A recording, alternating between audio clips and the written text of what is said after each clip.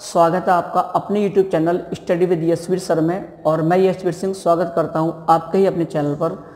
दोस्तों, जैसे कि आप जानते हैं कि हम लोग करंट अफेयर्स पढ़ रहे हैं और करंट अफेयर्स में हम लोग प्रतियोगिता दर्पण जो मैगजीन आती है हम उसको मंथली वाइज कवर कर रहे हैं। इससे पूर्व मैंने आपको जनवरी माह की प्रतियोगिता दर्पण को टॉपिक वाइज पूरा पढ़ाया था और साथ ही साथ जो आपका डिस्क्रिप्शन दिया हुआ है वहाँ पर आपको उसका एक लिंक दिया है जहाँ से आप उस PDF को डाउनलोड करके नोट्स को प्रॉपर देख सकते हैं। उसी प्रकार जो मैं आज पढ़ाने जा रहा हूँ फरवरी माह की मैगजीन, तो इस जो डिस्क्रिप्शन दिया हुआ है वहाँ पर आपको एक लिंक मिलेगा गूगल ड्राइव का, तो वहाँ से आप इस वीडियो की जो कुछ भी पढ़ाऊंगा सारे के सारे प्रॉपर नोट्स हैं, आप उनको प्रिंट आउट करा लीजिएगा और उसके साथ फिर आप वीडियो को देखिएगा।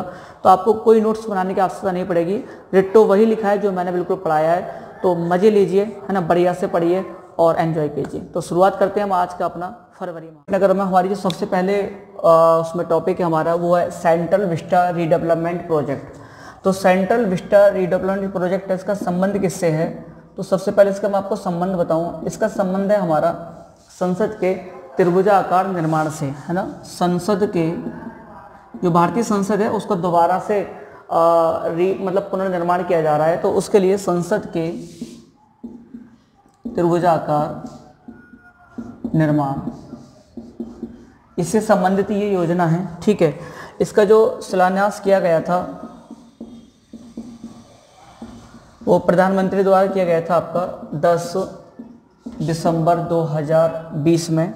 ठीक है, इसका जो डिजाइन है, किसका डिजाइन, जो हमारी नई संसद बनेगी इसका जो डिजाइन है वो डिजाइन किसने कराया है? तो Messrs HCP design and management private limited. कहाँ पर है ये? हैदराबाद में। ठीक है, तो इसके द्वारा ये डिजाइन की गई है संसद का जो हमारा नया स्ट्रक्चर बनेगा। और इसका जो निर्माण कर रहा है अर्थात वो कौन कंपनी जो इसका निर्माण करेगी? तो कंपनी टाटा प्रोजेक्ट्स,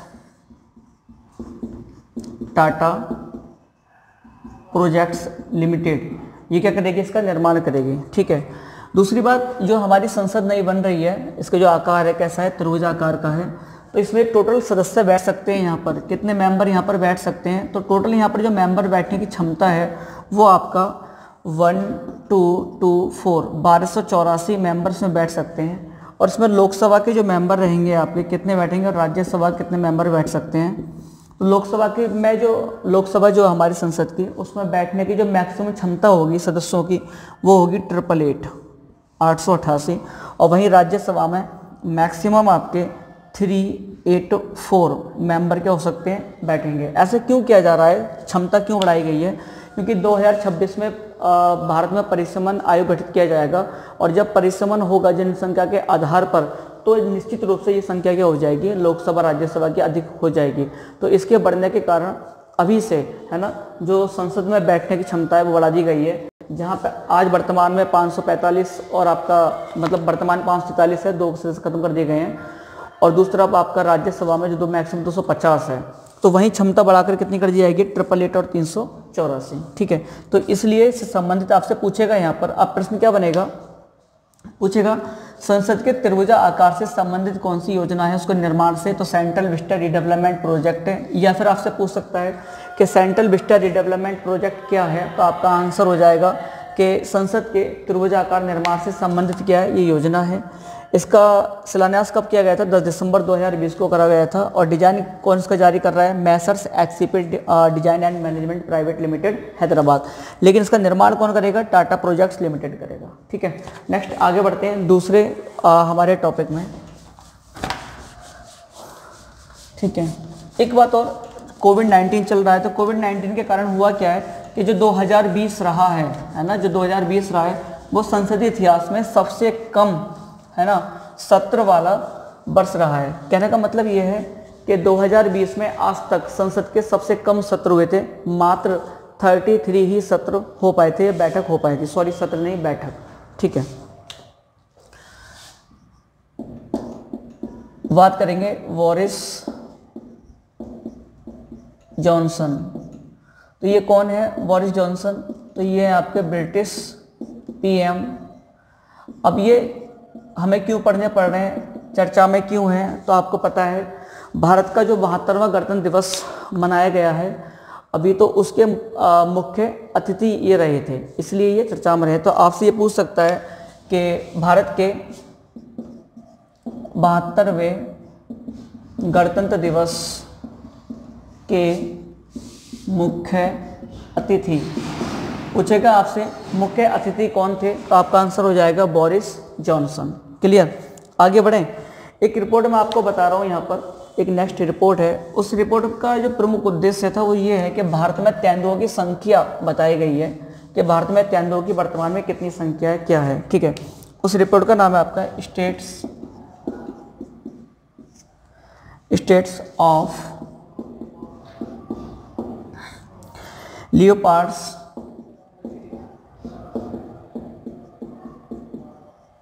ठीक है इन इंडिया। ये रिपोर्ट का नाम है, 2018 के नाम से रिपोर्ट जारी हुई है, लेकिन जो रिलीज हुई है, जारी जो हुई है, ये आपकी 2020 के दिसंबर में हुई है। ठीक है, और इसका जो संबंध है रिपोर्ट का, आपसे पूछे इसका संबंध किससे है, तो इसका संबंध है भारत में तेंदुओं की संख्या अथवा गणना से। इस रिपोर्ट के माध्यम से भारत में तेंदुओं की कितनी संख्या है ये बताया गया है। ठीक है, आगे बढ़ें। चलो, इस रिपोर्ट के माध्यम से क्या करा गया है, भारत को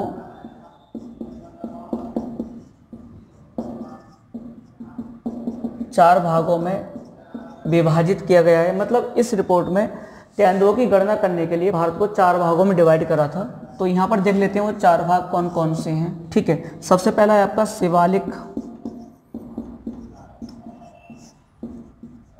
शिवालिक पहाड़ी तथा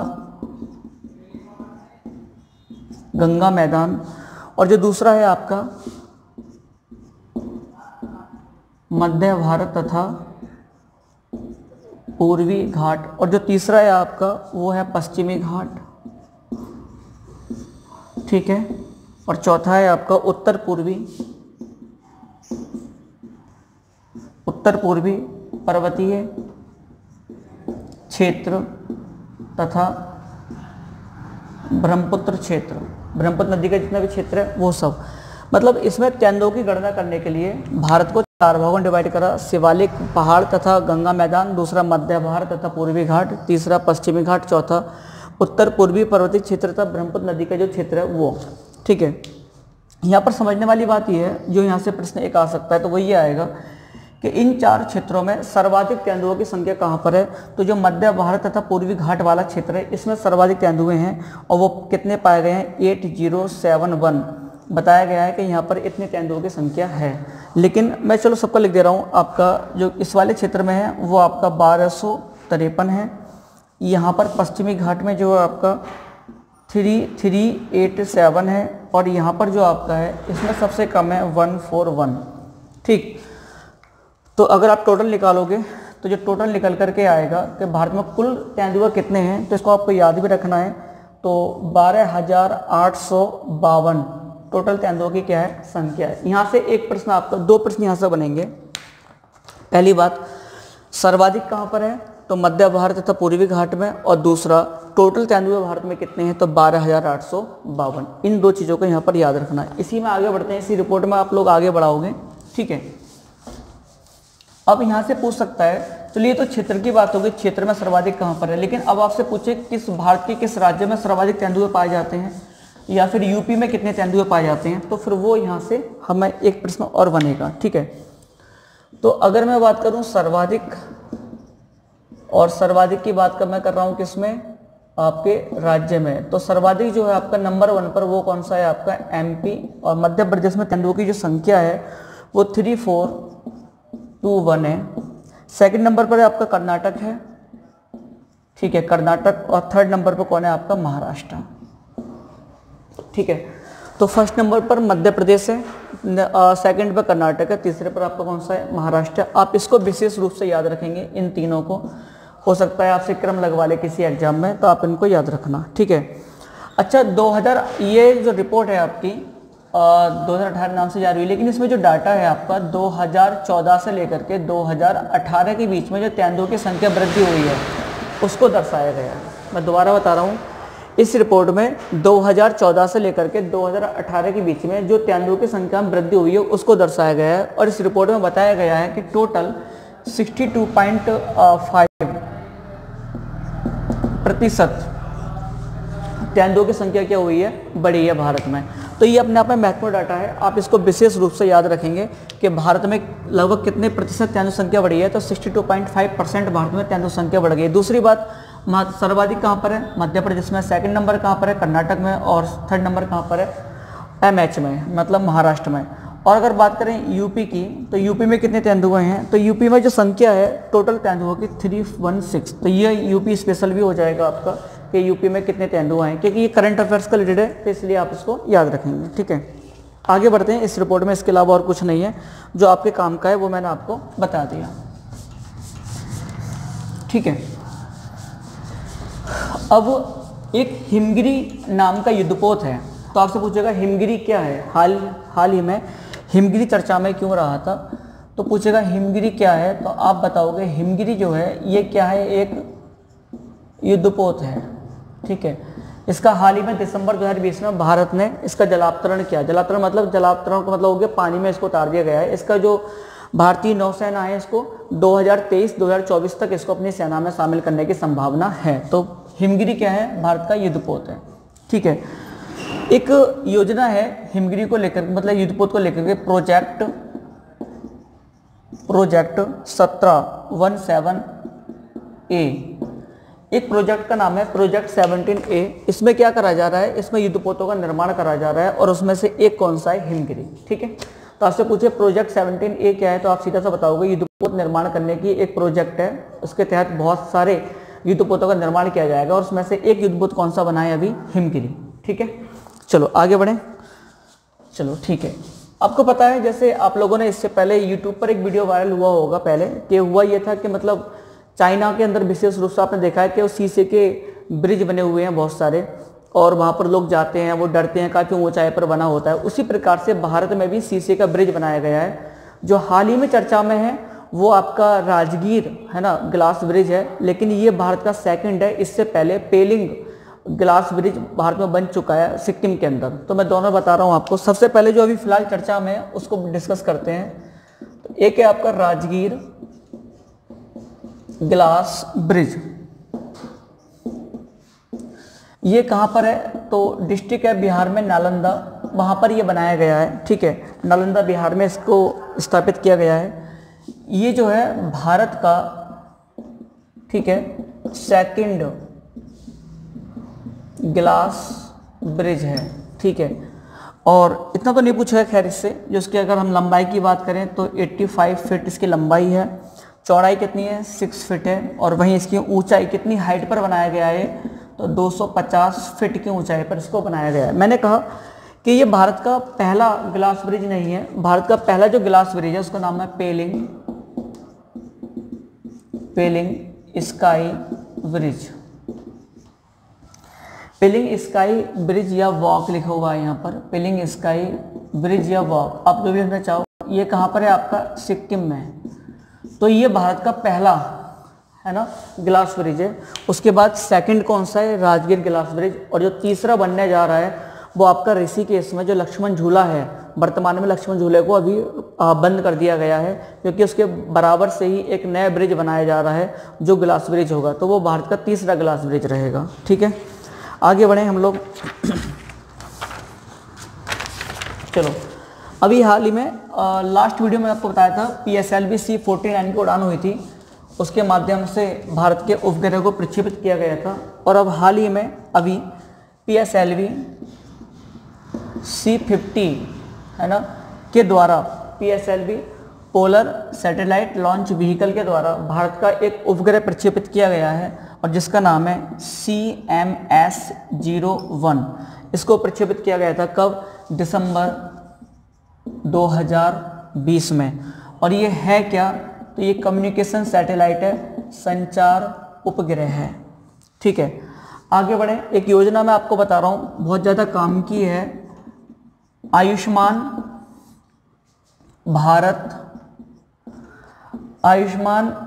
भारत प्रधानमंत्री जन आरोग्य योजना। ठीक है, विशेष रूप से याद रखेंगे। एक आयुष्मान योजना है, लेकिन इसका नाम है आयुष्मान भारत प्रधानमंत्री जन आरोग्य योजना। जो आपकी आयुष्मान योजना है उसी का एक और रूप है ये, लेकिन ये स्पेशली संबंधित किससे है? आपका जे.एंड.के से। ये केवल जे.एंड.के राज्य के लिए, मतलब जो वर्तमान में आपका केंद्र शासित प्रदेश है उसके लिए चलाई गई है। और इसका एक अन्य नाम भी है, आपका अन्य नाम है प्रधानमंत्री PMJ, अर्थात प्रधानमंत्री जन आरोग्य योजना। इसका एक अन्य नाम भी है। इसका संबंध किससे? आपका प्रॉपर जे.एंड.के से, है ना। इसमें आपका पता है आपको कि इस योजना के तहत 5 लाख तक का मुफ्त, है ना, इलाज किया जाता है। ये योजना इसलिए जे.एंड.के में लाई गई है क्योंकि आयुष्मान योजना पर तक वर्तमान में हर किसी व्यक्ति की पहुंच नहीं है, लेकिन स्पेशली जे.एंड.के में इस योजना को ला करके हर व्यक्ति की इस योजना तक पहुंच होगी, चाहे वो किसी भी स्तर का व्यक्ति हो, यानी कि मतलब वो गरीब है या जिस उसकी सामाजिक स्थिति है, हर व्यक्ति पर इस योजना की पहुंच होगी और कोई प्रत्येक व्यक्ति 5 लाख तक का अपना मुफ्त इलाज कहीं पर भी करा सकेगा। ठीक है, आगे बढ़ रहे हैं हम लोग। एक पत्रिका है, आप लोगों ने सुना होगा, अमेरिका की कमर्शियल मैगजीन है। तो इसने क्या करा है, आपका एक सूची जारी की है। ये है क्या? तो USA यानी कि अमेरिका की कमर्शियल या आपका वाणिज्यिक पत्रिका है। ठीक है, इसने फोर्ब्स ने एक सूची जारी की है और सूची में क्या है कि इसने विश्व की 100 सर्वाधिक शक्तिशाली, ठीक है, 100 सर्वाधिक शक्तिशाली महिलाओं की सूची जारी की है। ठीक है, तो इसमें हुआ क्या है कि जो सूची जारी हुई है इसमें विश्व की 100 सर्वाधिक, है ना, शक्तिशाली महिलाओं की सूची जारी की गई है। यहाँ पर ध्यान देने वाली बात यह है कि ये जो आपके एग्जाम के व्यू से बहुत ज़्यादा महत्वपूर्ण है।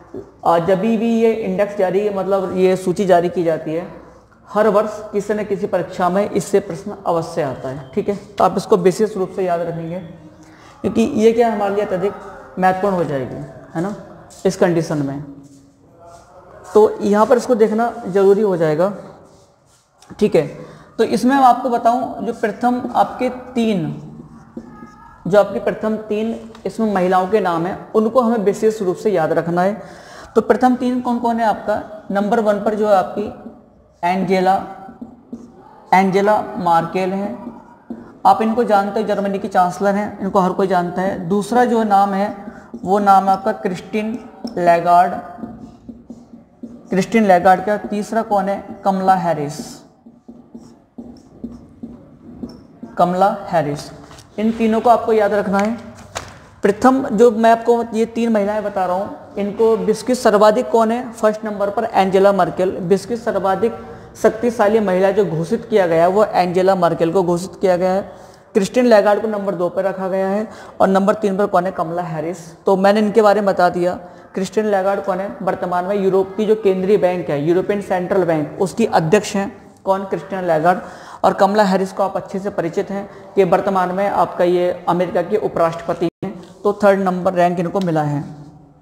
अब यहाँ से एक प्रश्न और बनता है, क्या इस सूची में कोई भारतीय महिला शामिल थी? तो बिल्कुल थी। 3 भारतीय महिलाएं इसमें शामिल थी, जिसमें एक है निर्मला सीतारमण,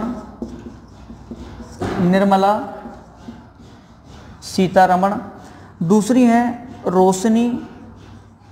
रोशनी नाडर मल्होत्रा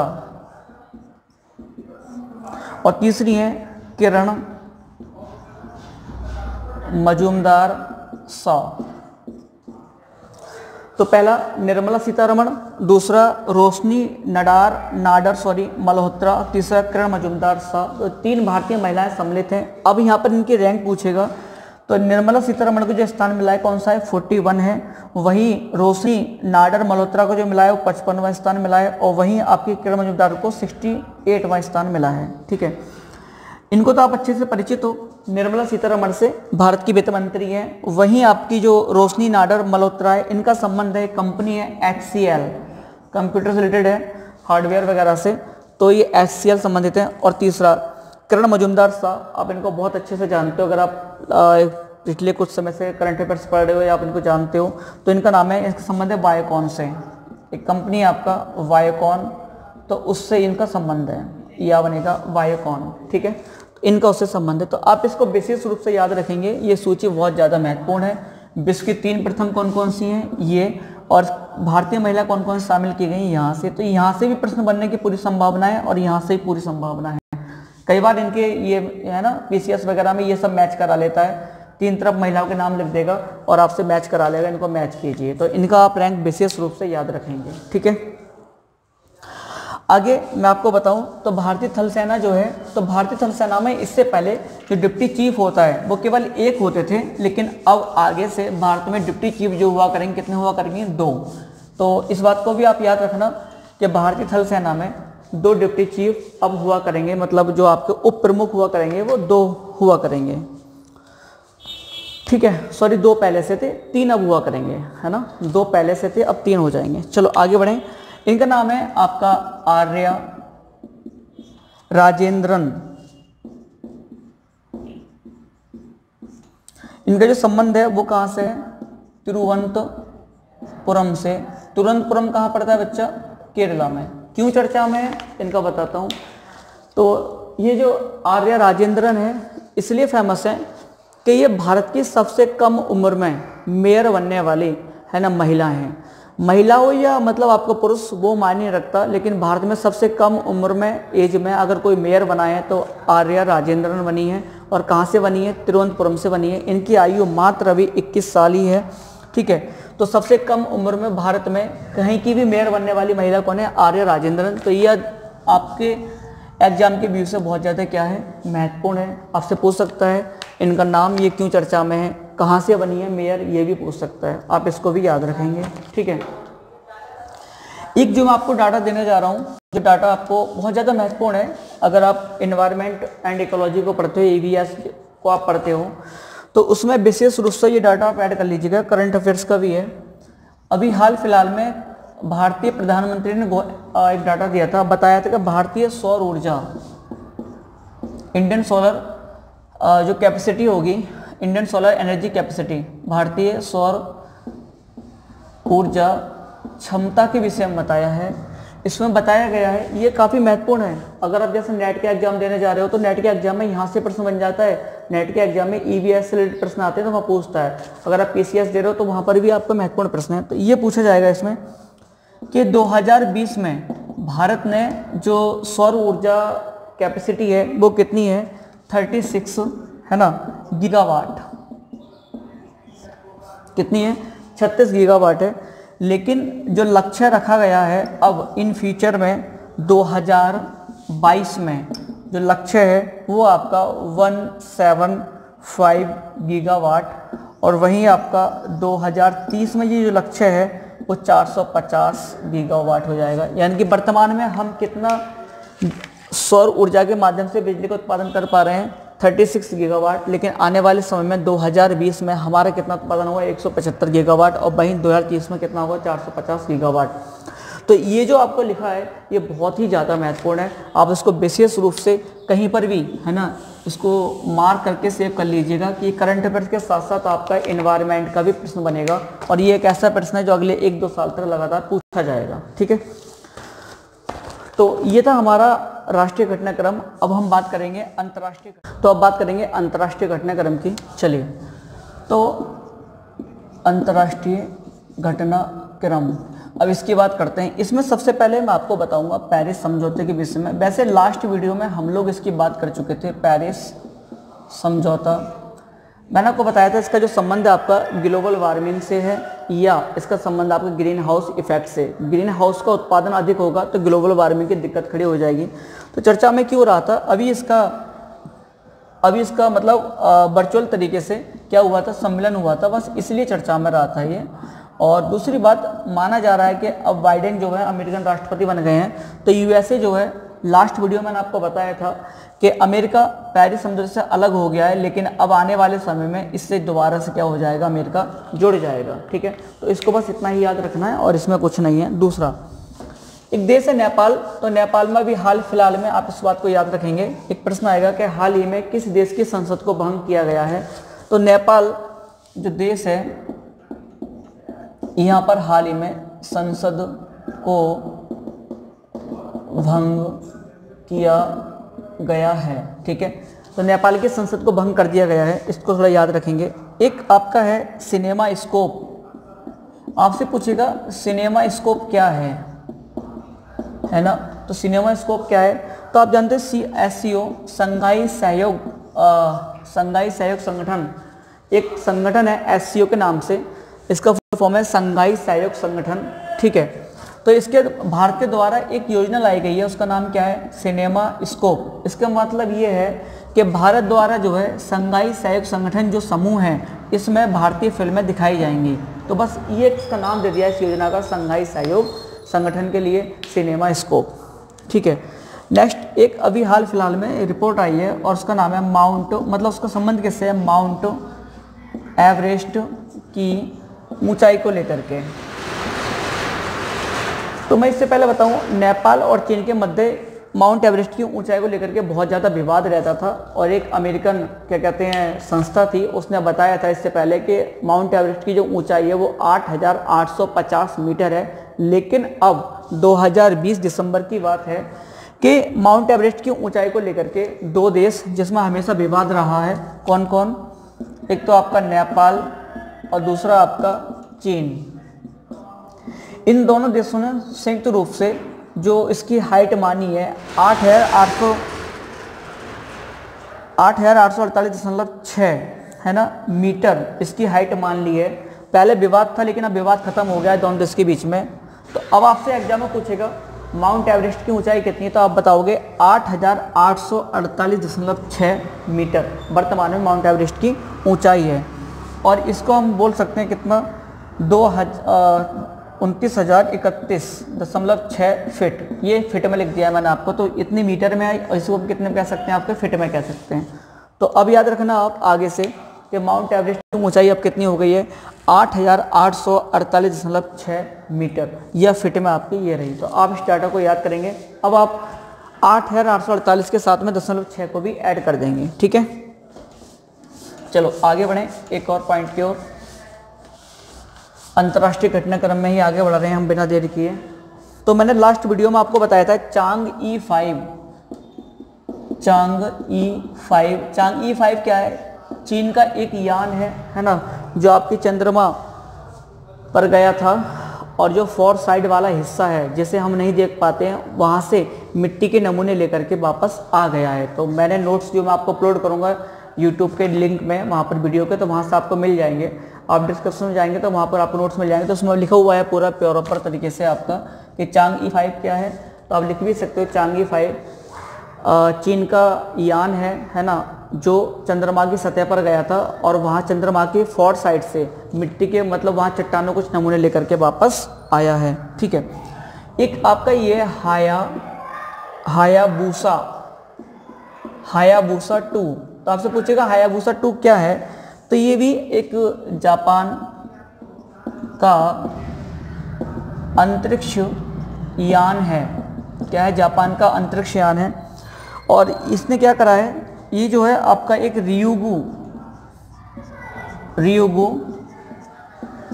क्षुद्र ग्रह है, उससे नमूने लेकर के आया चट्टानों के। तो आप इसको याद रखेंगे। आपसे पूछेगा हायाबुसा 2 क्या है, तो आप कहोगे जापान का अंतरिक्ष यान है, और रियुगु नामक क्षुद्र ग्रह, वहाँ से ये है ना चट्टानों के नमूने लेकर के आया है। जापान के विषय में बताऊँ तो JAX से जाक्सा जो है आपकी जापान की अंतरिक्ष एजेंसी है। जैसे भारत में आपका इसरो है, उसी प्रकार से अमेरिका में नासा है, उसी प्रकार से जापान की क्या है, जाक्सा। तो आप इसको भी याद रखेंगे। ठीक है, आगे बढ़ रहे हैं हम लोग बिना देर किए। थोड़ा तेज हो रहा होगा, फास्ट हो रहा होगा, दिक्कत कोई नहीं, क्योंकि आपके पास प्रॉपर नोट्स होंगे मेरे। आपके यूट्यूब के लिंक में आपको नीचे मिल जाएगा डिस्क्रिप्शन में, तो आप वहाँ से डाउनलोड करके आराम से इसको पढ़ लेना। लिखा हुआ प्रॉपर वही है जो मैं आपको लिखवा रहा हूँ। ठीक है, तो एक गाओफोन पूछेगा, गाओफोन क्या है, गाओफोन 14 क्या है, तो ये चीन का उपग्रह है। क्या है, चीनी उपग्रह। तो ये भी एक विषय रहा है आपका करंट अफेयर्स का। आपसे पूछे गांव फोन क्या है तो आप कहोगे चीनी उपग्रह। ठीक है, इसके बाद आगे बढ़ते हैं। एक मिशन मैं आपको लिखवा रहा हूँ, ये बहुत ज़्यादा महत्वपूर्ण है जो मैं आपको लिखने जा रहा हूँ। आर्ट, ये आ है आर्ट मिशन 14। मैं आपसे ये कहूँगा ये काफ़ी मोस्ट इम्पोर्टेंट है आपके लिए। आर्ट मिशन, बस इसका नाम है आर्ट मिशन। ये एक मिशन है आर्ट मिशन। तो एक मिनट जरा, आर्ट मिशन है, आर्ट मिशन है। ठीक है, इसको सुधार कर लें थोड़ा सा, मैं लिख दे रहा हूँ उसको। आर्ट मिशन, ये मिशन है। ठीक है, तो आर्टमिस मिशन है क्या? आर्टमिस मिशन ये है कि एक लंबे समय बाद अमेरिका द्वारा दोबारा से चंद्रमा की सतह पर मानव को उतारा जा रहा है। माना जा रहा है, जो नासा ने घोषणा की है कि 2024 में आर्टमिस मिशन के द्वारा 2024 में अंतरिक्ष मतलब चंद्रमा की सतह पर मानव को दोबारा से उतार दिया जाएगा। यानी कि 1969 में जो एक आपकी घटना घटित हुई थी जब अमेरिका का पहली बार व्यक्ति ने कदम रखा था क्या कहते हैं चंद्रमा पर, उसी प्रकार से अब दोबारा से एक बार फिर आपका यहाँ पर एक घटना घटित होने जा रही है। तो वो आपकी क्या है, ये है। ठीक है, आर्टमिस मिशन, इसमें है क्या ठीक है, तो इसमें 3 बार उसको भेजा जाएगा। Artemis mission first, Artemis mission second, Artemis mission third.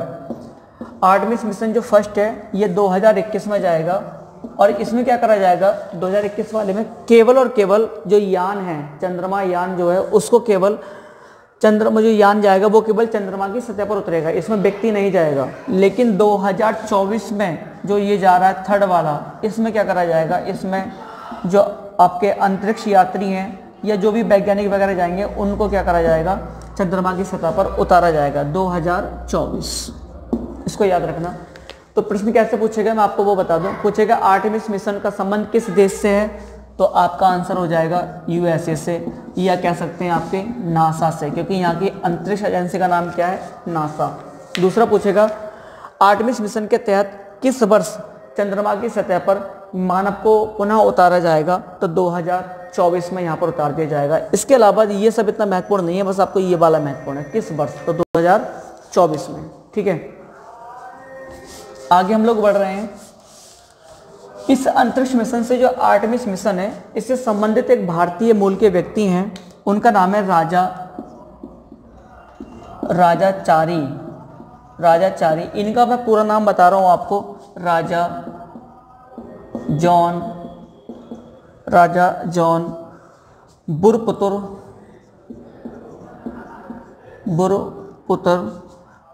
बुरपुत्रचारी, इनका पूरा नाम है ये। तो अभी चर्चा में क्यों है, तो मैं आपको बताऊं, ये भारतीय मिशन के भारतीय मूल के अमेरिकी व्यक्ति हैं।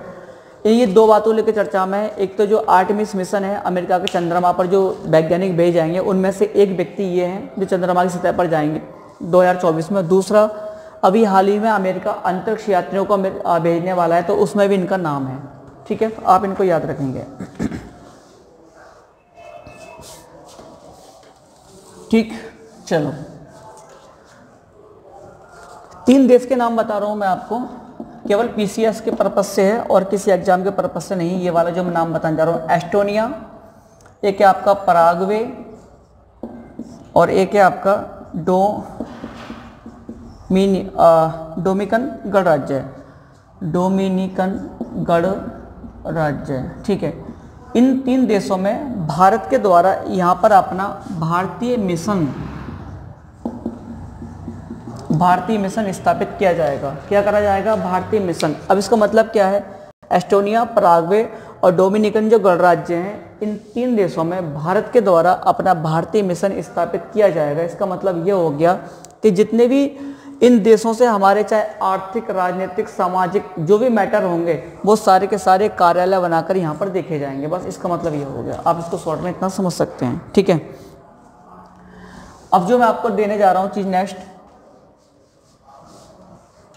तो वो आपका काफ़ी महत्वपूर्ण है और उससे आप विशेष रूप से याद भी रखेंगे। ठीक है, जो मैं आपको बताने जा रहा हूँ, UNDP, यूनाइटेड नेशन, इसको बिल्कुल नहीं भूलेंगे। UNDP United Nation Development Programme, ठीक है, इसके द्वारा एक रिपोर्ट जारी की गई है, मानव विकास रिपोर्ट, ह्यूमन डेवलपमेंट आपका इंडेक्स है या रिपोर्ट है, उसको जारी किया गया है। और ये किसके तहत जारी होती है? यूनाइटेड नेशन डेवलपमेंट प्रोग्राम के तहत जारी होती है। इसमें जो कुल देश का डाटा जारी किया गया है, तो कुल देश जिस रिपोर्ट में शामिल है कितने हैं? 189। इसमें आपसे पूछेगा प्रथम स्थान और पूछेगा हिसाब से अंतिम स्थान। तो प्रथम स्थान जो रहा है वो किसका रहा है? आपका नॉर्वे का। और अंतिम स्थान जो 189 है वो रहा है आपका किसका? नाइजर। किसका? नाइजर का, ठीक है। नॉर्वे के बाद जो इसमें स्थान है वो किसका है? सेकंड स्विट्जरलैंड का। और थर्ड स्थान किसका है? आयरलैंड का। तो याद रखेंगे आप कि यूएनडीपी के तहत, यूनाइटेड नेशन डेवलपमेंट प्रोग्राम के तहत ह्यूमन डेवलपमेंट रिपोर्ट जारी की जाती है। कौन जारी करता है? यूएनडीपी के तहत जारी की जाती है। टोटल जो देश का डाटा जारी करा है इसमें 189 कंट्री शामिल करे गए हैं। इसमें जो प्रथम स्थान है वो नॉर्वे का है, सेकंड स्विट्जरलैंड का है और थर्ड स्थान आयरलैंड का है।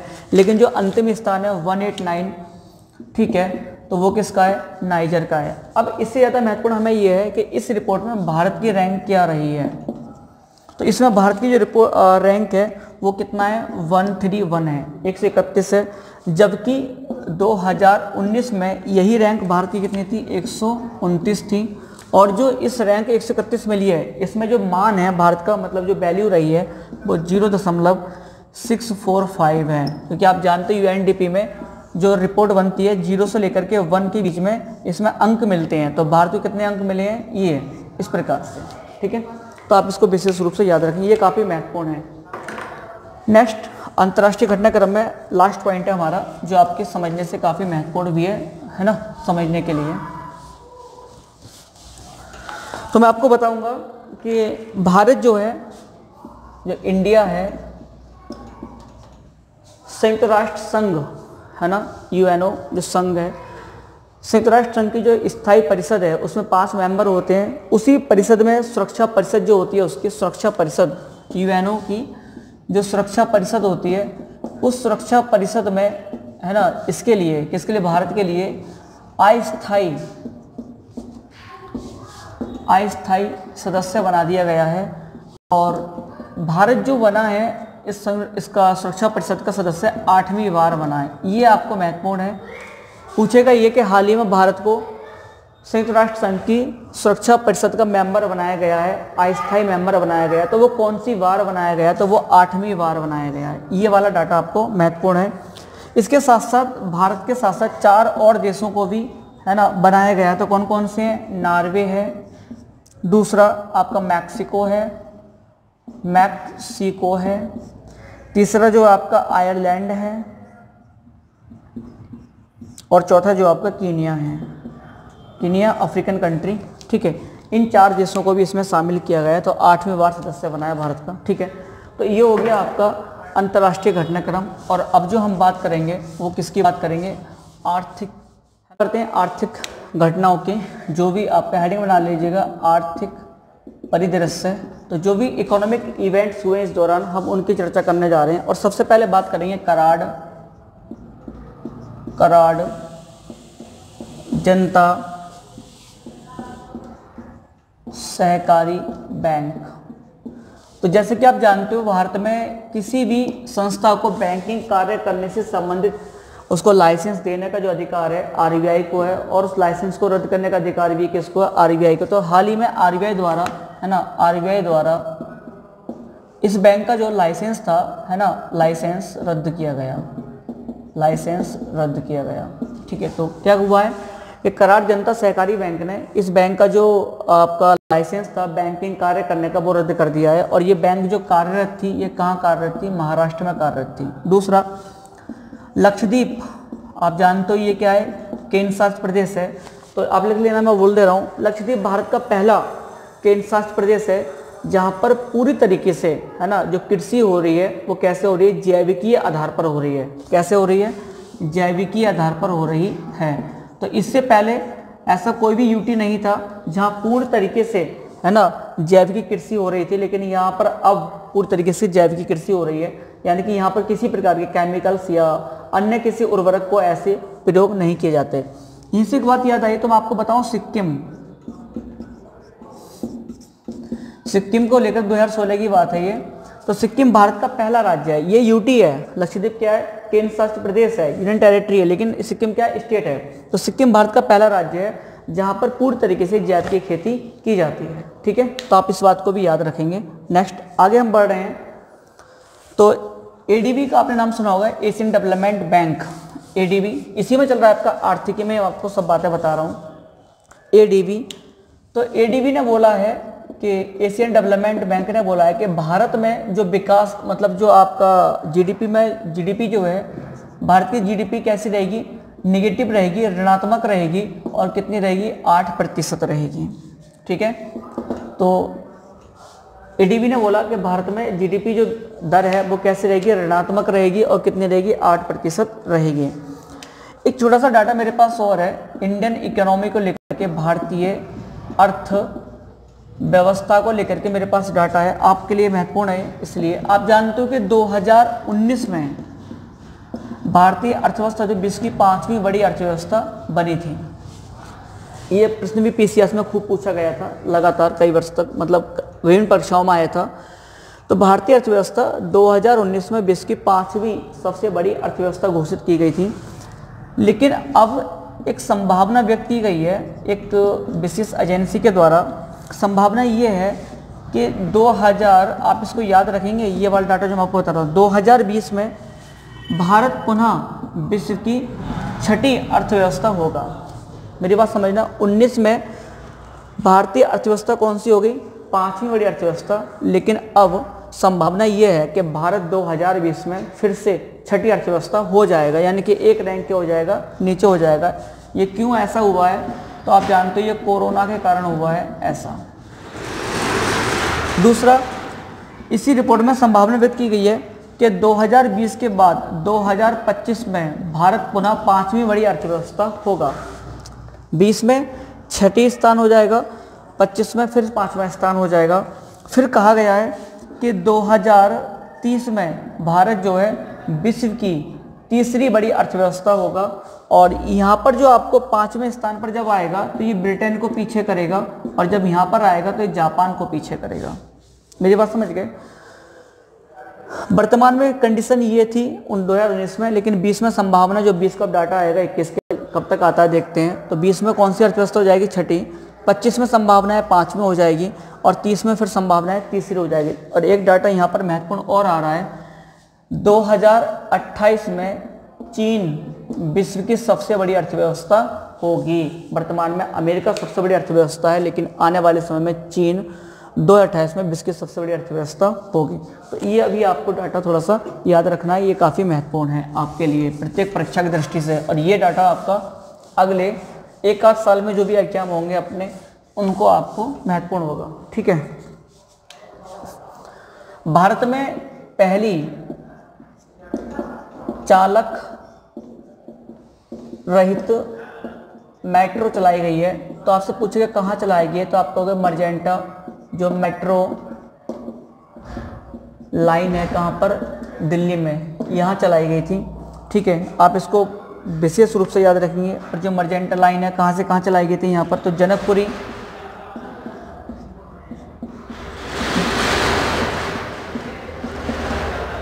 जनकपुरी पश्चिम से लेकर के आपका बोटेनिकल गार्डन तक, बोटेनिकल गार्डन, ठीक है, यहाँ तक दिल्ली मेट्रो का है। तो आपसे पूछेगा भारत में पहली चालक रहित मेट्रो कहाँ चलाई गई है, दिल्ली में। दिल्ली में कौन सी लाइन पर, मर्जेंटा लाइन पर, कहाँ से कहाँ तक, यहाँ चलाई गई। ठीक है, आप इसको विशेष रूप से याद रखेंगे। ठीक है, आगे बढ़ रहा हूँ मैं, आपका टॉपिक को आगे बढ़ा रहा हूँ। तो ओडिशा के विषय में बात करेंगे। ओडिशा की विशेषता ये है कि ये कारोबारी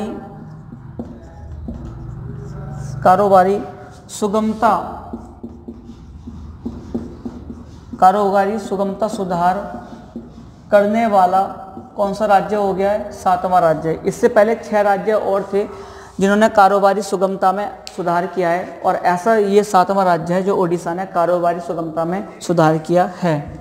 ठीक है, आप इसको भी याद रखें। आगे हम लोग बढ़ रहे हैं, फिर टॉपिक को, इसी को आर्थिकी को आगे बढ़ा रहा हूँ। उसमें कुछ आपकी लघु बचत दर हैं, आप इसको याद रखना, लघु बचत दरें।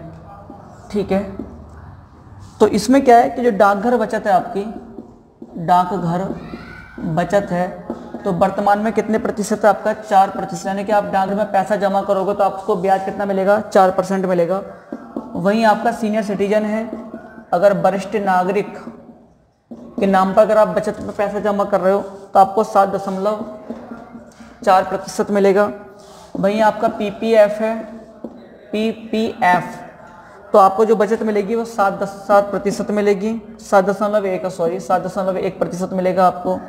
वहीं आप किसान विकास पत्र खरीद रहे हो, किसान विकास पत्र में अगर आप इन्वेस्ट कर रहे हो तो आपको 6.9% ब्याज दर मिलेगी।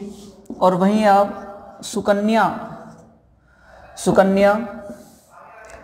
समृद्धि योजना के तहत, बचत योजना के तहत अगर आप पैसा जमा कर रहे हो तो आपको 7.6% क्या मिलेगा? ब्याज रिटर्न मिलेगा। ठीक है, तो आप इनको याद रखना। अगर हाल फिलहाल में आपका कोई एग्जाम है तो आप इनको याद रखें, अदरवाइज कोई एग्जाम हाल फिलहाल में नहीं है तो आप इनको याद ना करें, चल जाएगा, क्योंकि ये हर आपके 3 माह पर 4 माह पर क्या होती हैं, दरें परिवर्तित होती रहती हैं, इसलिए आप इनको एक बार को छोड़ भी सकते हैं अगर आपका हाल में कोई एग्जाम नहीं है तब। ठीक है, नेक्स्ट, एक परिषद बनाई गई है भारत में अभी हाल फिलहाल में, किन सब? आयुष निर्यात संवर्धन परिषद, ये एक परिषद गठित की गई है। इसका उद्देश्य क्या है? तो इसका उद्देश्य है कि भारत में जो आयुष उत्पाद होंगे, आयुष है जो आपके उत्पाद होंगे, आयुष उत्पादों के निर्यात को बढ़ावा देना, मतलब मेडिकल लाइन से संबंधित जो भी टूल्स वगैरह हैं, है ना, उनके एक्सपोर्ट को बढ़ावा देना, बस ये इसका उद्देश्य है। ठीक है, जो मैं अब आपको लिखने जा रहा हूँ बहुत ज़्यादा महत्वपूर्ण है। भारत में एफडीआई, फॉरेन डायरेक्ट इन्वेस्टमेंट, और ये डाटा जो है 2020-21 का है। इसको आप बिल्कुल बहुत ज़्यादा याद रखेंगे, ये आपका मोस्ट इम्पोर्टेंट है। पीसीएस तक, आरओ एआरओ तक ये आपका डाटा याद रहना चाहिए आपको। तो भारत में टोटल जो एफडीआई आई है इस वर्ष, इस वित्तीय वर्ष में, तो जो आई है 30.004% भारत में क्या आई है? एफडीआई है। और ये एफडीआई है किसमें? तो अरब डॉलर में है, इसमें अरब डॉलर में है ये। ठीक है, आप इसको याद रखेंगे। भारत में सर्वाधिक जो एफडीआई इन्वेस्ट हुआ है कहाँ से हुआ है? सिंगापुर से हुआ है। और कितना हुआ है? तो 8.30 अरब डॉलर हुआ है। वहीं सेकंड नंबर पर जो है वो कौन सा है आपका? अमेरिका है, यूएसए है, 7.12 अरब डॉलर है। ठीक है, वहीं तीसरे नंबर पर जो आपका कैमेन द्वीप समूह है, कैमेन द्वीप समूह, और चौथे नंबर पर देश है उसका नाम है मॉरिशस। चौथे नंबर पे क्या है आपका? मॉरिशस। ठीक है, तो आप इसको विशेष रूप से याद रखेंगे, ये रैंक आपको बहुत ज़्यादा महत्वपूर्ण है। टोटल एफडीआई 30.004 अरब डॉलर है। नंबर 1 पर सिंगापुर है, नंबर 2 पर अमेरिका है, नंबर 3 पर आपका कैमरिन द्वीप समूह है, और नंबर 4 पर आपका मॉरिशस है, जो भारत में फॉरेन डायरेक्ट इन्वेस्टमेंट यहाँ से सर्वाधिक हुआ है। ठीक है, और आपसे पूछे देश में हो गया, भारत के किस राज्य में सर्वाधिक इन्वेस्टमेंट हुआ है एफडीआई के तौर पर? तो वो हुआ है, लिख देना, भारत के गुजरात राज्य में सर्वाधिक, भारत के गुजरात राज्य में सर्वाधिक एफडीआई, है ना, एफडीआई या विदेशी प्रत्यक्ष निवेश किया गया है। ठीक है, और किस क्षेत्र में सर्वाधिक इन्वेस्टमेंट हुआ है एफडीआई का? तो कंप्यूटर सॉफ्टवेयर तथा हार्डवेयर में, कंप्यूटर सॉफ्टवेयर तथा हार्डवेयर में सर्वाधिक इन्वेस्टमेंट हुआ है। ठीक है, तो ये हो गया हमारा आर्थिकी वाला सेक्शन। चलिए तो बात करते हैं नवीनतम सामान्य ज्ञान की, और उसमें सबसे पहले मैं बात करूंगा उदय शंकर। आपसे पूछेगा उदय शंकर कौन है? तो उदय शंकर जो है हाल ही में अभी आपका फिक्की है ना के नए अध्यक्ष बने हैं। फिक्की मतलब हो गया आपका federation of Indian chambers of commerce and industry. तो उदय शंकर इसके फिक्की के नए अध्यक्ष बने हैं। दूसरा विनीत अग्रवाल, विनीत अग्रवाल कौन है? तो विनीत अग्रवाल हाल फिलहाल में आपका जो एक एसोचैम है, संस्था है उद्योग व्यापार जगत की, एसोचैम के अध्यक्ष बने हैं। किसके? एसोचैम के क्या बने हैं? अध्यक्ष बने हैं। ठीक है, नेक्स्ट मैं बात करूंगा रामचंद्र प्रसाद सिंह। इनको छोड़ो, आप के सिवन को समझो। के सिवन महत्वपूर्ण है। के सिवन जो है आपके वर्तमान में ISRO, Indian Space Research Organisation के क्या है? चेयरमैन है। दूसरा भारत में जो अंतरिक्ष आयोग है, स्पेस कमीशन है, उसके क्या है? प्रमुख हैं। और साथ ही साथ अंतरिक्ष विभाग के कौन है? ये अंतरिक्ष विभाग के आपके सचिव हैं, सेक्रेटरी हैं। तो इन सब के कार्य, इनके इनके पास 3 डेजिग्नेशन है। के सिवन के पास 3 पद हैं। इसरो का चेयरमैन है, अंतरिक्ष आयोग के चेयरमैन हैं, और साथ में अंतरिक्ष विभाग में किस पद पर है? सचिव पद पर हैं। इनके तीनों ही तीनों ही पद पर इनके 1 वर्ष की वृद्धि कर दी गई है। मतलब 1 वर्ष तक इन पद पर ये और बने रहेंगे। ठीक है, नेक्स्ट आपका है सुबोध कुमार जायसवाल। सुबोध कुमार जायसवाल, ये कौन है? तो ये आपके CISF central industrial security force के नए चेयरमैन बनाए गए हैं, नए प्रमुख बनाए गए हैं। चेयरमैन वर्ड ठीक नहीं रहेगा, डायरेक्टर हैं, तो नए उसके प्रमुख बने हैं। ठीक है, आगे बढ़े हम लोग। लेफ्टिनेंट एंड राजीव चौधरी, ये कौन है? तो मैं इनके विषय में बता दूं, ये BRO के है ना नए प्रमुख बने हैं। BRO क्या आपका? बॉर्डर रोड ऑर्गेनाइजेशन, मतलब भारतीय जो अंतर्राष्ट्रीय सीमाएं हैं जहाँ पर, वहाँ पर जो रोड बनाने का काम करता है, कौन करता है? BRO करता है। तो उसके चेयरमैन मतलब प्रमुख बनाए गए हैं। नेक्स्ट है सुनीत शर्मा। आप इनका नाम विशेष रूप से याद रखेंगे, सुनीत शर्मा। तो सुनीत शर्मा क्या है? ये रेलवे बोर्ड के एक तो ये चेयरमैन बनाए गए हैं, और दूसरा CEO चीफ एग्जीक्यूटिव ऑफिसर बनाए गए हैं, मुख्य कार्यकारी अधिकारी, CEO। ठीक है, तो सुनीत शर्मा रेलवे बोर्ड के चेयरमैन और साथ ही साथ मुख्य कार्यकारी अधिकारी यानी कि CEO भी बनाए गए हैं।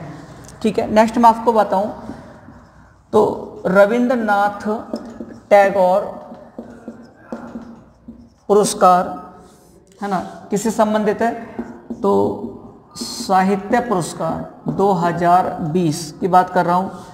तो रविन्द्रनाथ टैगोर साहित्य पुरस्कार जो मिला है, वो प्राप्तकर्ता कौन है? इसके प्राप्तकर्ता का नाम है राजकमल झा। इनके लिए मिला है। इनका उपन्यास आप याद रखना, द सिटी एंड द सी। इनका उपन्यास का नाम है, नोवेल का नाम है। ये निरवा कांड जो दिल्ली में हुआ था उस पर आधारित है। निरवा कांड पर क्या है? पूरी तरह से बेस है, इसलिए इसको ये सम्मान मिला है। कौन सा? रविन्द्रनाथ टैगोर साहित्य पुरस्कार। किसको मिला है? राजकमल झा को मिला है। किस लिए मिला है? द सिटी एंड द सी नामक उपन्यास को मिला है। और यह उपन्यास जो है इनका निरवा कांड जो दिल्ली में घटित हुआ था उस पर क्या है? आधारित है। ठीक है, आगे बढ़ रहे हैं हम लोग फिर से। तो देखो आगे, लीजन ऑफ मेरिट एक पुरस्कार है, ये भी लीजन ऑफ मेरिट। ये क्या है? USA का सैनिक सम्मान है। और ये किसको प्राप्त हुआ है? तो ये प्राप्त हुआ है भारतीय प्रधानमंत्री को, मतलब मोदी जी को। तो लीजन ऑफ मेरिट USA का सैनिक सम्मान है, ये हाल ही में प्राप्त हुआ है। किसको? प्राइम मिनिस्टर ऑफ इंडिया को। ठीक है, नेक्स्ट आगे बढ़े हम लोग। तो अभी हाल फिलहाल में सर्वश्रेष्ठ एथलेटिक्स पुरस्कार प्रदान किए गए हैं। हाल फिलहाल में सर्वश्रेष्ठ एथलेटिक्स पुरस्कार प्रदान किए गए हैं। और ये जो पुरस्कार है पुरुष में जो दिया गया है वो दिया गया आपका पोल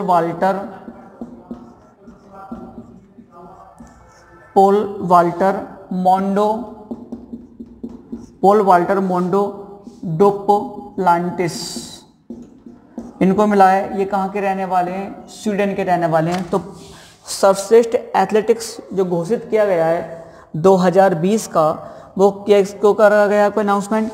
पोल वाल्टर मोंडो डुप्लांटिस कहाँ के रहने वाले हैं? स्वीडन के रहने वाले हैं। वहीं आपका महिला में जो अनाउंसमेंट किया गया है वो करा है यूलीमार रोजास, ये वेनेजुएला की हैं, इनको दिया गया है। कहाँ की हैं ये? वेनेजुएला की रहने वाली हैं। ठीक है, आगे बढ़ें। तो ये एथलेटिक्स आप याद रखना, कौन सर्वश्रेष्ठ है, कौन सर्वश्रेष्ठ महिला है, इनके आपको नाम याद रखने हैं। वहीं मैं आपको फीफा का बताऊं तो फीफा के द्वारा भी सर्वश्रेष्ठ फुटबॉलर का अवार्ड दिया गया है। तो जो पुरुष में मिला है आपको, है ना, जो पुरुष में मिला है सर्वश्रेष्ठ को, वो मिला है रॉबर्ट लेवांडोव्स्की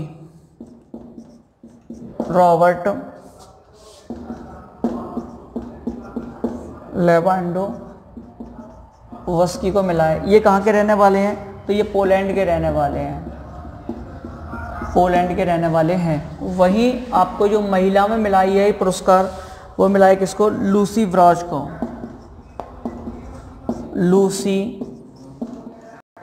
और ये कहाँ की रहने वाली हैं? इंग्लैंड की रहने वाली हैं, इनको मिला है इंग्लैंड की। ठीक है, और इस वर्ष बैलन डी ऑर्डर एक पुरस्कार होता है, बैलन डी ऑर्डर, वो इस वर्ष किसी को नहीं दिया गया है। ठीक है, चलो इससे ज़्यादा सर्वाधिक महत्वपूर्ण आ रहा है टाइम। एक पत्रिका है टाइम नाम से, उसका person of the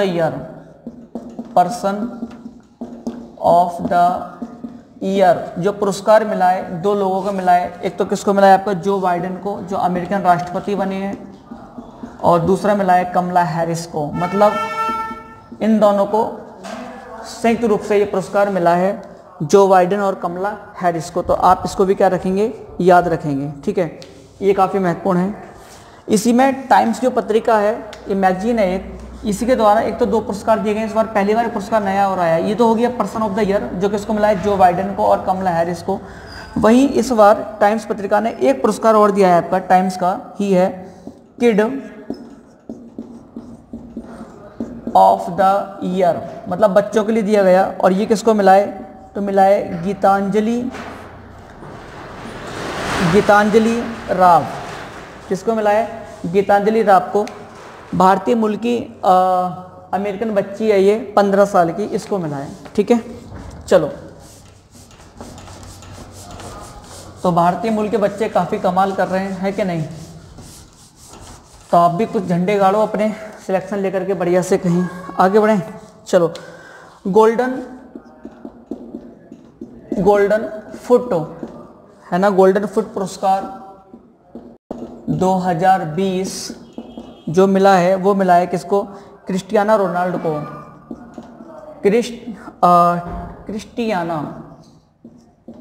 Christiana Ronaldo को मिला है। ये मिला है 2020 लिख दिया। कहाँ के रहने वाले हैं ये? पुर्तगाल के, है ना, पुर्तगाल के रहने वाले हैं, इनको मिला है। ठीक है, दूसरा मैं आपको पुरस्कार आईसीसी के दशक मतलब पिछले 10 वर्षों के आईसीसी के दशक के सर्वश्रेष्ठ खिलाड़ी कौन कौन है? सर्वश्रेष्ठ खिलाड़ी मैं क्या बताने जा रहा हूँ, एक बार बता दूँ कि जो आईसीसी है, अंतर्राष्ट्रीय क्रिकेट जो परिषद है, उसके द्वारा पिछले 10 वर्षों के सर्वश्रेष्ठ खिलाड़ी घोषित किए गए हैं। तो वो यहाँ से पूछेगा आपसे कौन कौन से हैं। ठीक है, तो यहाँ से प्रश्न बनने की पूरी संभावना है। तो दशक का सर्वश्रेष्ठ, है ना, पुरुष क्रिकेटर किसे घोषित किया गया है? तो विराट कोहली को, इंडियन है विराट कोहली। और दशक का सर्वश्रेष्ठ महिला क्रिकेटर किसको अनाउंसमेंट किया गया है? तो वो अनाउंस किया है एलिसी पेसी को। ये ऑस्ट्रेलिया की रहने वाली हैं। ठीक है, वहीं आपका दशक का सर्वश्रेष्ठ ओडीआई वनडे मतलब प्लेयर जो घोषित किया गया है, वो किसको करा गया है? विराट कोहली को, भारतीय खिलाड़ी। और वहीं आपका सर्वश्रेष्ठ ओडीआई महिला किसको दिया गया है, महिला, तो इनका नाम आएगा एलिसा पेसिको। ठीक है, आप इनको याद रखना। और दशक का सर्वश्रेष्ठ जो टेस्ट क्रिकेटर है, ये तो हो गया दशक का सर्वश्रेष्ठ, है ना, वनडे हो गया। अब टेस्ट मैच का तो वो मिला है किसको, स्टीव स्मिथ को, ऑस्ट्रेलिया खिलाड़ी हैं। ठीक है, और लास्ट इसमें एक और है, दशक का खेल भावना पुरस्कार, इसको याद रखना, दशक का खेल भावना पुरस्कार, खेल भावना पुरस्कार वो मिला है MS धोनी को। मैं एक बार रिवाइज करा रहा हूँ फास्ट तरीके से। दशक का सर्वश्रेष्ठ पुरस्कार जो मिला है क्रिकेट में, वो मिला है विराट कोहली को, चाहे वो किसी भी क्षेत्र में हो। टोटल ओवरऑल किसको मिला है, विराट कोहली को मिला है। वहीं महिला को मिला है किसको, एलिसा पेसी को। वहीं ODI में मिला है विराट कोहली को, और ODI महिला में मिला है किसको, ये पुरुष में मिला था विराट कोहली को, ODI महिला में किसको मिला है, एलिसा पेसी को। वहीं टेस्ट में मिला है स्टीव स्मिथ को, ऑस्ट्रेलिया के हैं। और वहीं पिछले 10 सालों में सबसे खेल भावना का पुरस्कार जो मिला है MS धोनी को मिला है। ठीक है, तो आप इनको विशेष रूप से याद रखेंगे। ठीक है,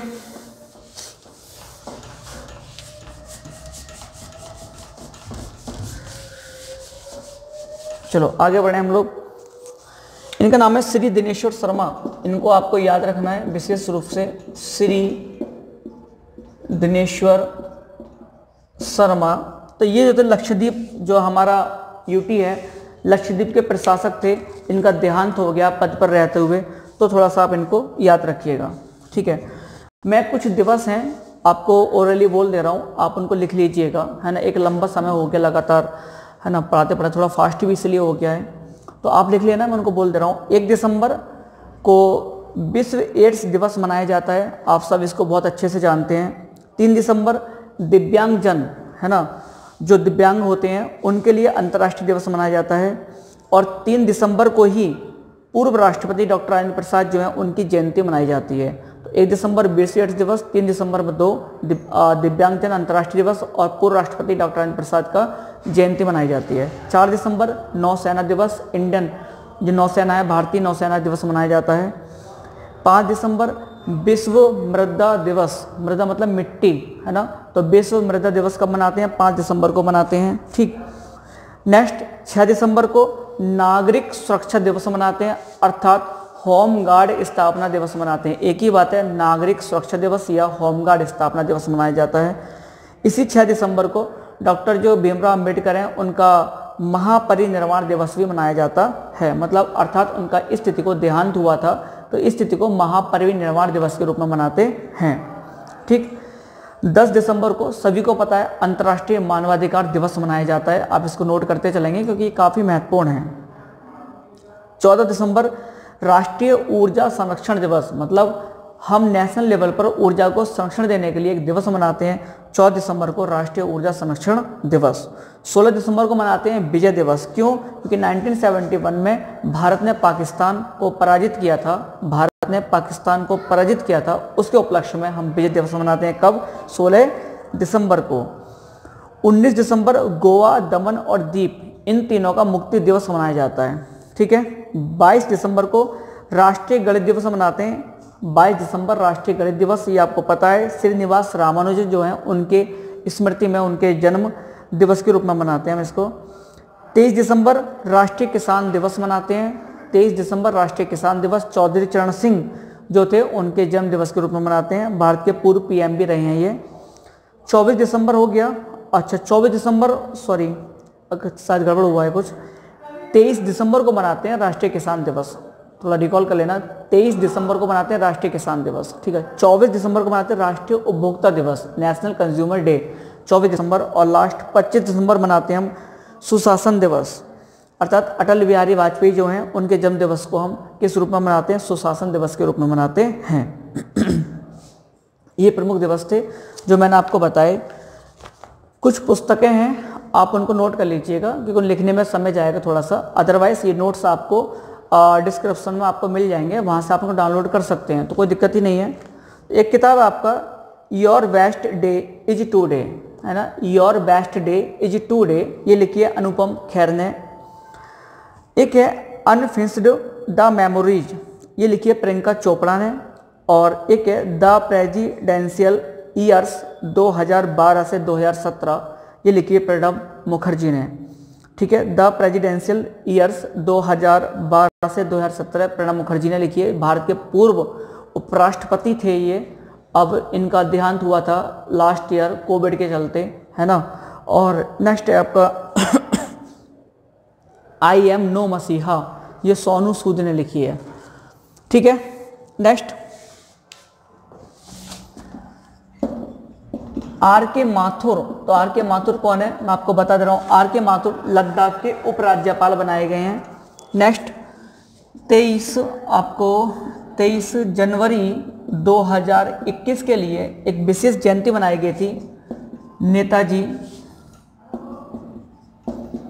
सुभाष चंद्र बोस, है ना, की वजह से उनकी 125वीं क्या बनाई गई थी, जयंती मनाई गई थी। इस उपलक्ष्य में 23 जनवरी 2021 को, है ना, जयंती मनाई गई है नेताजी सुभाष चंद्र बोस को लेकर के। तो इनकी 125वीं जयंती थी, आप याद रखेंगे। नेक्स्ट एएमयू है आपका अलीगढ़ मुस्लिम यूनिवर्सिटी। तो एएमयू के विषय में आपको बता दूं, इसकी स्थापना 2020 में हुई थी, इसीलिए 2020 में इसका शताब्दी वर्ष मनाया गया है। ठीक है, एएमयू का 2020 में शताब्दी वर्ष मनाया गया है क्योंकि इसकी स्थापना 1920 में हुई थी। वहीं एक विश्वविद्यालय आपका विश्व भारती विश्वविद्यालय, विश्व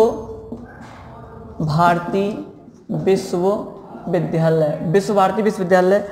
तो ये जो है वेस्ट बंगाल में है। वेस्ट बंगाल में एक जगह है शांति निकेतन, डिस्ट्रिक्ट बीरभूम पड़ता है, वहाँ पर ये स्थित है। इसके संस्थापक श्री रविन्द्रनाथ टैगोर थे। इसकी स्थापना 1921 में की गई थी और इसका भी शताब्दी वर्ष प्रारंभ हुआ है 2020 से। ठीक है, चलो, तो ये हो गया हमारा नवीनतम सामान्य ज्ञान। और लास्ट अब हम खत्म करेंगे आपका क्या पढ़ने के बाद खेलकूद, और खेलकूद होने के साथ ही हमारी जो फरवरी की मैगजीन है बच्चा, ये क्या हो जाएगी, कवर। ठीक है, तो खेलकूद हम पढ़ेंगे। अब सबसे पहले बात करूंगा मैं किवी वॉट कार्डी की। किवी वॉट कार्डी ये कहाँ के हैं, तो कीनिया के हैं। ये हैं क्या, धावक हैं। धावक मतलब आप समझ रहे हो, धावक हैं। क्यों है, क्योंकि इन्होंने हाफ मैराथन, जो हाफ मैराथन होती है, हाफ मैराथन को विश्व रिकॉर्ड बनाया इन्होंने। कितना, 57 मिनट 32 सेकंड में हाफ मैराथन को इन्होंने पूरी की है। तो किवी वॉट कार्डी कीनिया के रहने वाले हैं, धावक हैं। हाफ मैराथन को केवल 57 मिनट 32 सेकंड में इन्होंने क्या करा है, पूरा किया है। ये विश्व रिकॉर्ड है, इससे पहले ये रिकॉर्ड किसी के नाम नहीं था। और ये जो हाफ मैराथन हुई थी वो 21.1 किलोमीटर की थी। ठीक है, नेक्स्ट मैं आपको नाम बताऊं, एक राधा कृष्णन नायर हैं, राधा कृष्णन नायर। तो ये कौन है, भारतीय एथलेटिक्स टीम के नए कोच बनाए गए हैं, है ना। भारतीय एथलेटिक्स टीम के नए कोच बनाए गए हैं, तो आप इनको याद रखना। नेक्स्ट हम लोग आगे बढ़ते हैं, खेलकूद में ही आगे बढ़ रहे हैं हम लोग, है ना। तो देखो टेस्ट क्रिकेट एक बड़ा ही मतलब टेस्ट क्रिकेट पहले मैं लिख दूं, टेस्ट क्रिकेट को लेकर के भारत का एक बड़ा ही अच्छा अनुभव नहीं रहा, गंदा अनुभव रहा। हुआ क्या कि भारतीय टीम जो है आज तक के अपने सबसे न्यूनतम स्कोर पर क्या हो गई थी, ऑल आउट हो गई थी। तो भारतीय टेस्ट टीम का न्यूनतम स्कोर रहा है, कितना था वो स्कोर, तो वो स्कोर था 36। ठीक है, किसके खिलाफ था, तो टीम थी दूसरा अपोजिट टीम कौन सी, ऑस्ट्रेलिया ने भारतीय टीम को मात्र 36 रनों पर क्या कर दिया, समेट दिया था। और जो कप्तान था उस समय, कप्तान कौन था, विराट कोहली था। और दूसरा मैदान कहाँ पर हुआ था ये, तो ये हुआ था आपका एडिलेड। ठीक है, और इंडियन टीम का आज तक का सबसे न्यूनतम स्कोर 36 टेस्ट मैच में है। ये आप याद रखेंगे, टेस्ट मैच का है, वनडे का नहीं है। ठीक, चलो आगे बढ़ें। तो भारत भारत ऑस्ट्रेलिया सीरीज हुई है अभी 2020-21 में लेकर के। इसमें 3 सीरीज हुई थी, एक तो ओडीआई हुई थी, एक आपका T20 और एक आपका टेस्ट मैच। ओडीआई जो है आपकी 2-1 से, टोटल मैच कितने 3 थे, 2-1 से ऑस्ट्रेलिया क्या हो गया, विजय हो गया, भारत क्या हो गया, हार गया। और इसमें जो मैन ऑफ द सीरीज मिला था वो मिला था स्टीव स्मिथ को। दूसरा T20 जो हुआ था इसको भारत ने जीता 2-1 से, और इसमें जो आपको ये कौन जीता, भारत जीता था इसको 2-1 से। और इसमें जो आपका वो मिला था मैन ऑफ द सीरीज वो मिला था हार्दिक पांड्या को। और टेस्ट मैच कुल मिलाकर के 4 होने थे, तो जब तक ये दर्पण आई है तब तक इसमें इसका रिकॉर्ड नहीं है। इसको मैं नेक्स्ट दर्पण में आपको बताऊंगा क्या रहा था इसकी स्थिति। ठीक है, आगे बढ़ें, चलो। तो बस अब चीज़ें समाप्ति की ओर हैं, यानी कि ये वाली हमारी मैगजीन कंप्लीट होने जा रही है।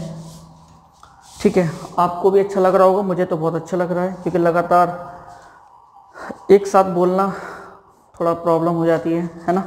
चलो खैर, तो आईपीएल इंडियन प्रीमियर लीग का 15वां आयोजन 2000 कब होगा, 22वां होगा। ठीक है, इसकी विशेषता ये कि इसमें अभी तक आईपीएल में केवल 8 टीमें हुआ करती थी, लेकिन इस बार कितनी टीमें होंगी, 10। कितनी टीमें होंगी, 10 टीमें होंगी। और जो 2 नई टीमें आई हैं इसमें, एक तो आपकी आई है अहमदाबाद से, और एक आएगी आपके लखनऊ से। तो ये 2 टीमें नई ऐड की जाएंगी। इंडिया के खिलाड़ी हैं पार्थिव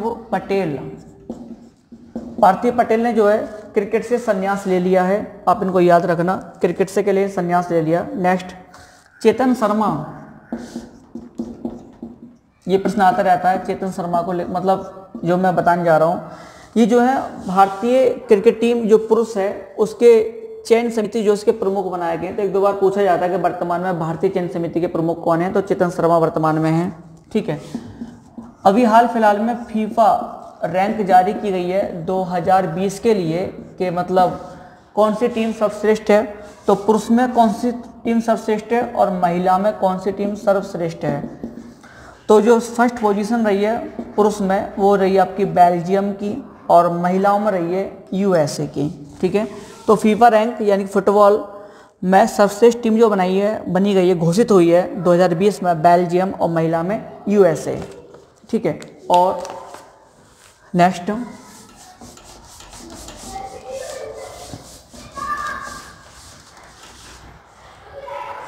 इसी प्रकार से हॉकी की सबसे टीम कौन सी थी 2020 में विश्व के अंदर, तो पुरुष, और उधर आपका महिला। तो पुरुष में जो रहा है सर्वाधिक वो रहा है बेल्जियम ही रहा है, किसको मिला है, बेल्जियम को। और वहीं महिला में जो कौन सी टीम रही है, नीदरलैंड रही है। ठीक है, नेक्स्ट मैं आपको बताना चाहूँगा कि मुक्केबाजी कोलेग्ने विश्व कप हुआ था, मुक्केबाजी कोलेग्ने विश्व कप, आप समझ रहे हो किस संबंधित है, विश्व कप से संबंधित है। इसमें भारत को लेकर के हमें जाननी चीज़ें हैं। पहली बात तो इसका आयोजन कहाँ हुआ था, तो इसका आयोजन हुआ था आपका जर्मनी में। कहाँ हुआ था, जर्मनी में। भारत ने यहाँ पर 3 तो क्या प्राप्त करे, गोल्ड प्राप्त करे, स्वर्ण प्राप्त करे, और 2 क्या प्राप्त करे, रजत पदक, रजत है ना, यानी कि सिल्वर। और इसने 4 क्या प्राप्त करे यहाँ पर, कांस्य। तो मुक्केबाजी कोलेगन जो आपका विश्व कप हुआ था, इसका आयोजन कहाँ हुआ था, जर्मनी में। भारत ने इसने यहाँ पर 3 स्वर्ण यानी कि 3 गोल्ड, 2 रजत और आपके 4 कांस्य, कुल मिलाकर के 3 2 5 और 4 9, कुल मिलाकर के 9 पदक भारत ने यहाँ पर क्या करें, मेडल प्राप्त किए। ठीक है, और भारत की जो पोजीशन रही इसमें कौन सी रही थी, सेकंड रही थी। ठीक है, और लास्ट इस करंट अफेयर्स का, इस वीडियो का क्वेश्चन वो ये है, जेहान दारूवाला, ये दारू का मतलब शराब वाला नहीं है, जेहान दारूवाला कौन है, तो जेहान दारूवाला भारत का फार्मूला चालक है। कौन है, फार्मूला, जो रेस का गाड़ियाँ होती हैं मर्सिडीज वगैरह, इनकी फार्मूला रेसिंग जो होती है उसका भारतीय चालक है कौन, जेहान दारूवाला। पहले कार्तिकेयन बहुत फेमस थे, अब जेहान दारूवाला को याद रखेंगे। ये भारत में रेसिंग जो गाड़ियाँ होती हैं फार्मूला चालक हैं। ठीक है, इस प्रकार से हमारी फरवरी की करंट अफेयर्स आज कवर हो गई। बस कल या परसों में आपकी 3 वीडियो आपको लगातार और मिल जाए, क्योंकि मैं मुरादाबाद से वीडियो पोस्ट करता हूँ। मुरादाबाद में यहाँ रहता हूँ, यूपी मुरादाबाद में पड़ता है। तो यहाँ पर अगले 7 दिन तक के लिए कोचिंग संस्थान बंद हो गए हैं, है ना, कोविड के चलते। तो अब मैं लगातार आपको ये वीडियो प्रोवाइड करा दूंगा। आज जो तारीख है आपका 10 अप्रैल है, और कल जो नई मैगजीन एक और आ जाएगी। तो जनवरी फरवरी के मैंने आपको करा दिया, मार्च अप्रैल मई 3 पेंडिंग है। तीनों ही मैगजीन की वीडियो अगले 2 से 3 दिन के अंदर आपको हर कीमत पर हर हाल में मिल जाएंगी। ये कोचिंग जब ओपन होते हैं तो फिर वीडियो बनाने का समय बिल्कुल नहीं हो पाता है। बहुत सारी ऑफलाइन क्लासेस चलती हैं तो पूरा दिन उसमें चला जाता है, तो बिल्कुल समय नहीं मिल पाता। लेकिन अब मैं फ्री हूँ तो प्रॉपर आपको वीडियो मिल जाएंगे। और जैसे ही हमारी ये पेंडिंग खत्म हो जाएगा तो हर महीने फिक्स डेट पर आपका जो 10 तारीख को मैगजीन मुरादाबाद में दर्पण मिल जाती है, तो 11 तारीख को आपको वीडियो मिल जाएगा।